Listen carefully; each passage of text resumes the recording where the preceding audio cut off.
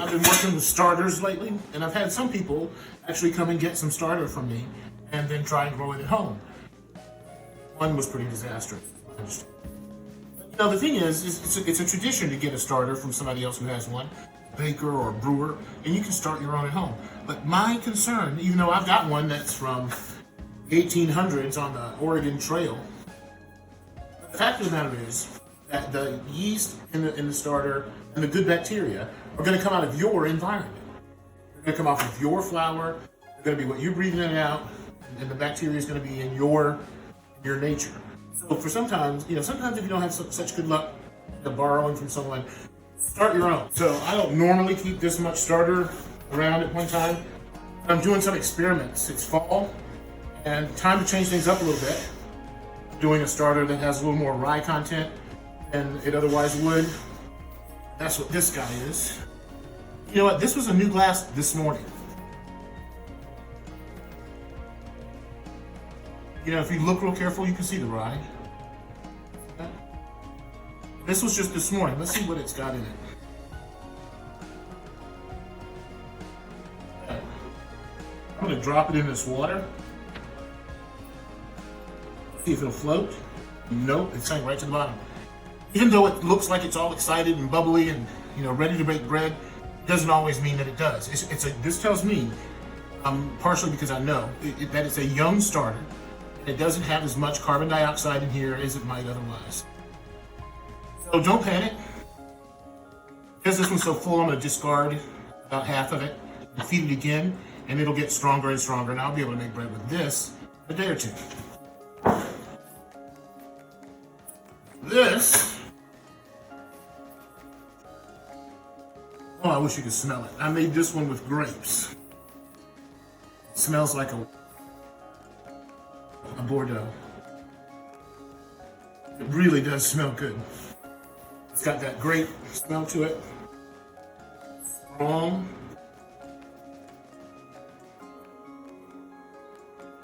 And it floats.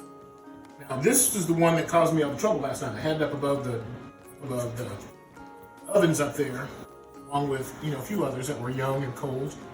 Forgot about them. About 2 o'clock in the morning, I hear this explosion.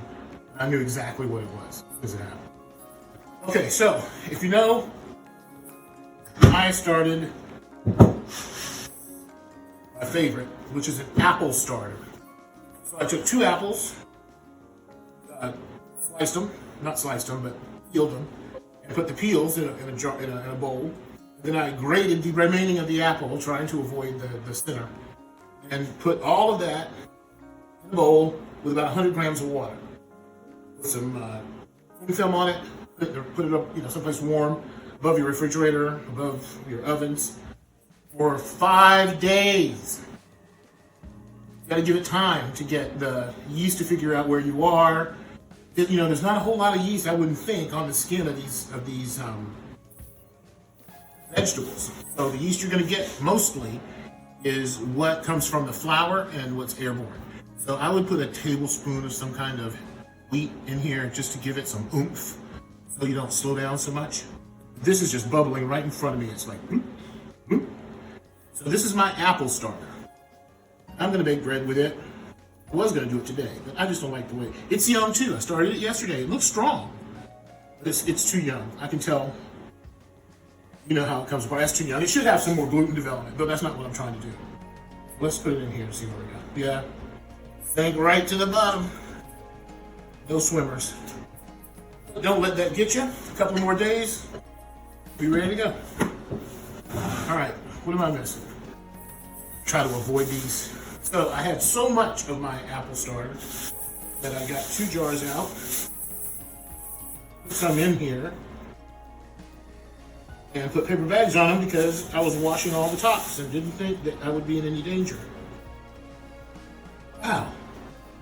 Both jars are like this. I promise you, this has only been an hour and a half. Let's see what we got. Right on top of the water. Ready to go. Well, I can make a starter. These guys are ready to bake bread right here, right now. But I have other breads to make. Miles to go before I sleep. So, I'm going to lightly cover that. Thank you. You did a good job. I appreciate all the things you're doing. All right, let's see how your cousin did. Woo! Same thing.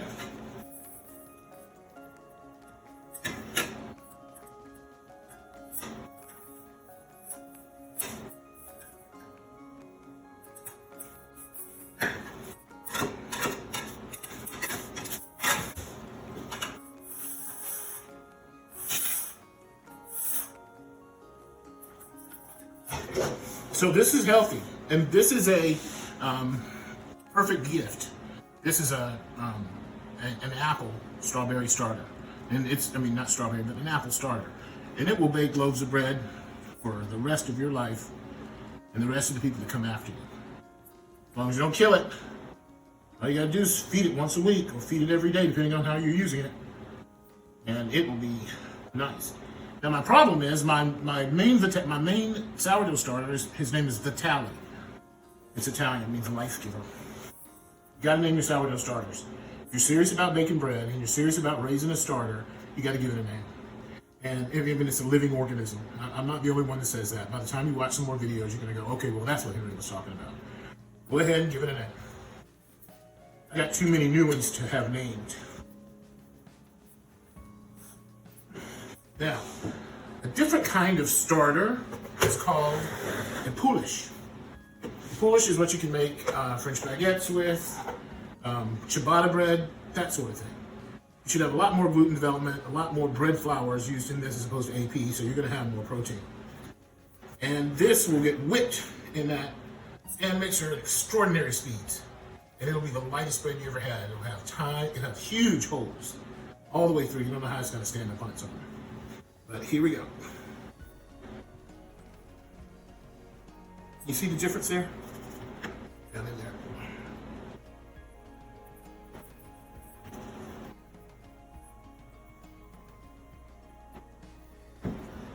So this is a whole different animal.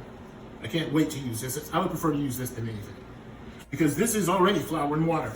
So if you're going to use a poulish, or if you're going to use, especially a poulish, and you have a bread recipe and you want to try using a poulish, just subtract 100 grams out of your flour and subtract 100 grams from your water and use 200 grams of poulish. Because poulish is flour and water. There's no salt in here. You don't salt your poulish or your sourdough starter because it will inhibit the growth of the yeast.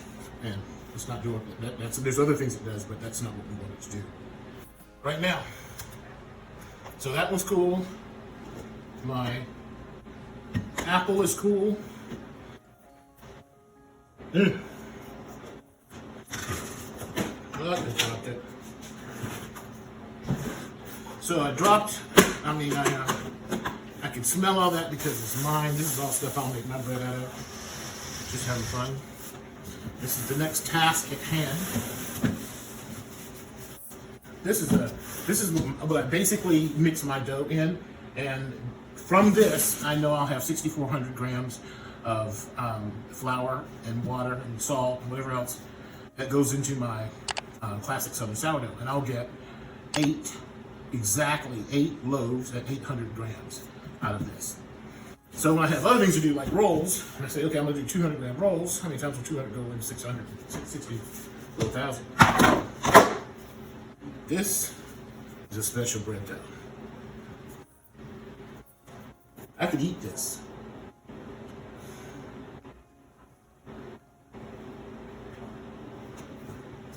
That's beautiful. I don't care what you say.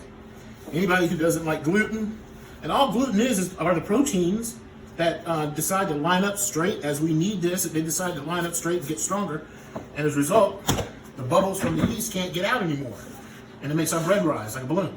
That's all it is. But because I'm fermenting it like this, it's got to go through about 16 hours of fermentation. All of that protein, which is what makes your stomach hurt and gives you, makes you uncomfortable with bread. All of that protein that you can't digest is already being digested by the fermentation process going on right here. I've got more over there, 2 more doing a cold bulk fermentation in the refrigerator. So think about that. Do your own research. Don't rely on me. You tell them you're relying on me, they're going to laugh at you. But the fact of the matter is that you're getting discomfort from having proteins that are not digested properly, and you can't digest them. So why don't they have this problem in Italy and in Germany? They eat a lot of bread over there. Well, because they ferment their bread. Same way we did until the early 50s. Bread's been made this way for 16,000 years. But I never had a problem with it. All right, give us a holler if we can help you, or something else you want to see, or if you have a question about something that has to do with baking. I'll see if I can't go into more depth and answer your questions, okay? Thanks, guys. Great home bakers. Get out in the kitchen and do something, all right? We'll talk soon.